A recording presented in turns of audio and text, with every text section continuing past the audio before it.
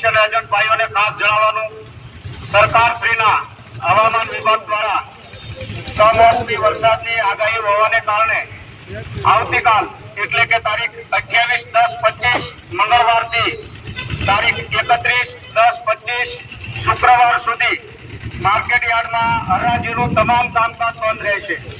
દરેક ખેડૂત ભાઈઓ પોતપોતાના ગામમાં સમાચાર આપે જેથી કોઈને ખોટો ધક્કો થાય નહીં। હવામાન ખાતાની આગાહી મુજબ આગામી 1-11-25ના દિવસે આજની તારીખથી આજે હરાજીનું કામકાજ વેપારીઓને અને ખેડૂતોને સાથે રાખી અને 550 વાહન હતા જેની હરાજી અત્યારે શરૂ છે।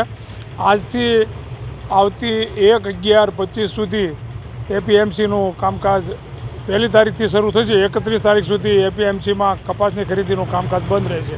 વરસાદી હવામાનને કારણે ખેડૂતોને મુશ્કેલી ન પડે અને મોટા પાયે વરસાદની સૌરાષ્ટ્રની અંદર આગાહી છે, જેને કારણે 31 તારીખ સુધી તમામ કામકાજ કપાસ યુનિટનું બંધ રહેશે। ખેડૂતોને શું અપીલ? ખેડૂતોને બોટાદ જિલ્લા અને આસપાસથી આવતા કપાસના વેપાર માટે આવતા તમામ ખેડૂતોને વિનંતી છે કે 1 તારીખે જ તમારે બોટાદ એપીએમસીમાં કપાસ લાવો, જેથી કરીને તમારા માલને કોઈ પણ પ્રકારનું નુકસાન ન જાય, ભાવો ઓછા ન મળે। એ માટે 1 તારીખથી 1-11-25થી એપીએમસી બોટાદ માર્કેટિંગ યાર્ડનું કામકાજ શરૂ થશે, તો 1-11થી જ કપાસને માર્કેટિંગ યાર્ડની અંદર લાવો।